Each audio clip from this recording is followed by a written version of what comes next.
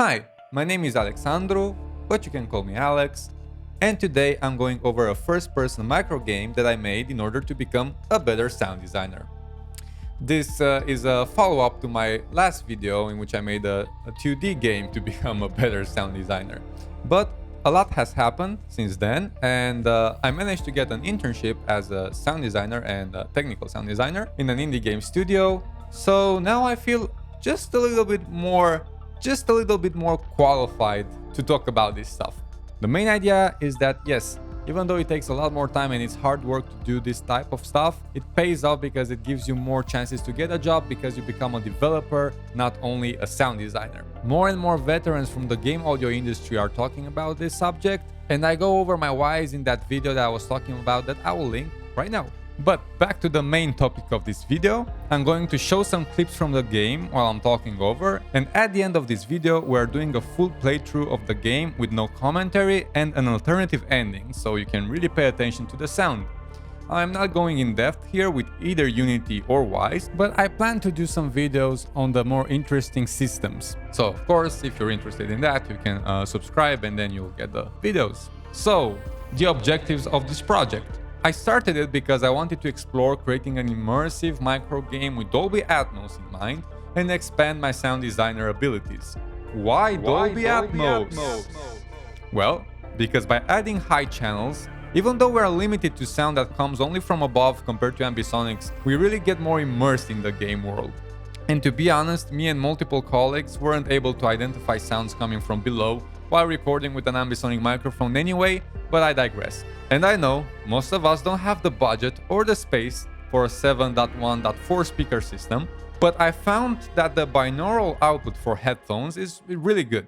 I played Rise of the Tomb Raider with Dolby Atmos on headphones, and I loved being able to hear footsteps from enemies coming from above or being involved in an intense helicopter chase cinematic.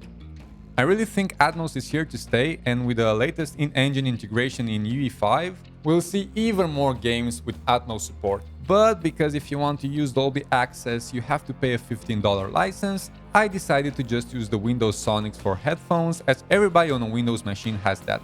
Although I found the quality inferior. I'm also going to link Isaac Thomas's video that goes in depth with the Resonance plugin from Google in Wise. It's all in all a really good video that goes in depth with the audio specialization. Jesus. Bonus! I was in an emerging media course at my university, so I invited Joonatan Laihi, a colleague of mine, to hop on this so we can score some juicy credits.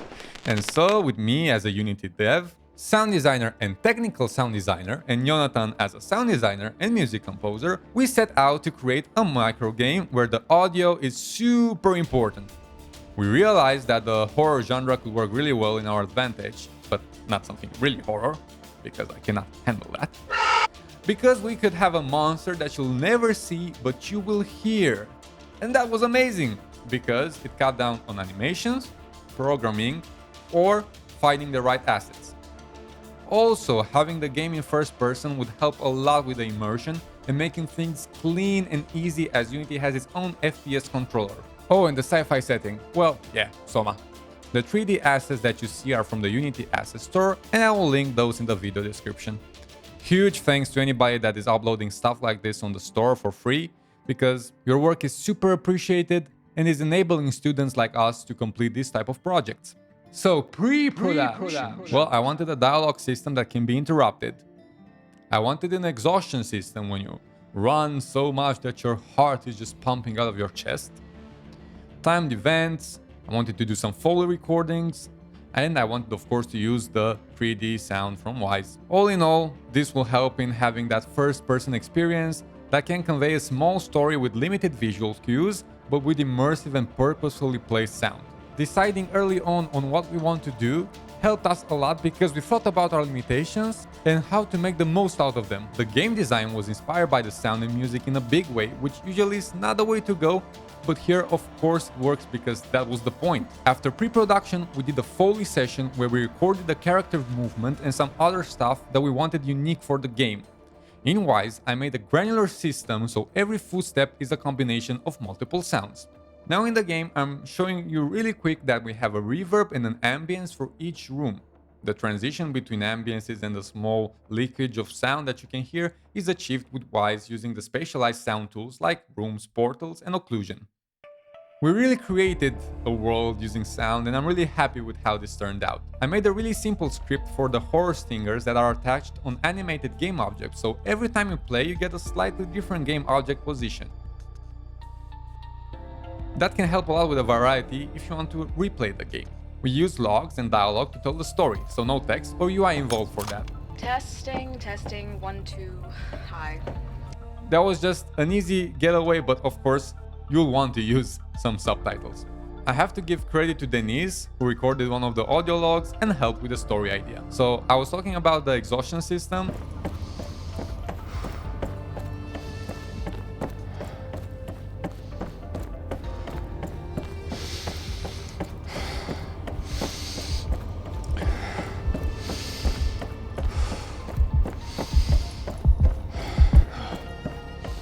And now let's go to Auxilium, which is where I implemented interruptible dialogue.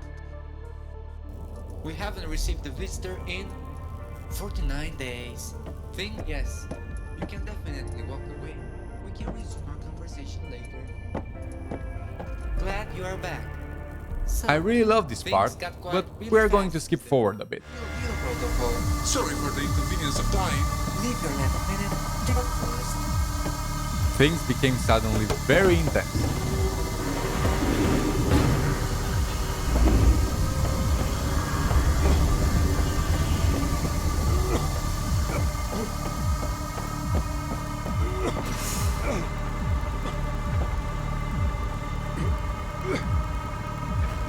Some dynamic music going here. And we are safe. Or are we? Okay, now it's time for the playthrough. Thank you for watching, wishing you the best. Bye bye. Sorry for leaving you with just a voice message. I'm actually on the move now, entering a meeting soon, so I'll keep it short. Don't be nervous, you are on Mars, but this is a gig like any other. You've checked a lot of warehouses in your life, so this will pretty much be the same drill. Explore the area, plan your walkthrough for our clients, and make sure everything looks sharp. Jesus fuck. For $10 you'd expect at least to serve the coffee at the right temperature. Oh yeah, the maintenance left a day ago, but they are not replying to my texts. Fuckers. Anyway, have fun out there. Talk to you soon.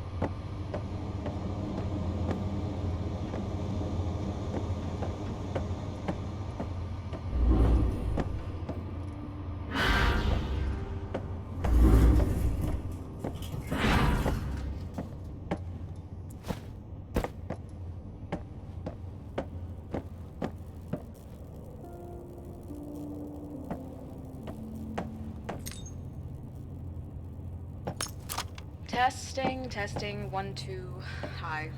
Okay, glad I brought my recorder with me today. These noises have driven me crazy, and no one else is complaining about them. First time I heard this creepy banging was on the 5th, on my night shift, immediately after they brought some drones. 2 weeks have passed by, and of course I get to be called crazy because everything's so loud during the day that nobody notices anything. Great, and now I'm talking to myself. Fuck. Ah! Jesus! Who put this glass on this shelf? Ugh.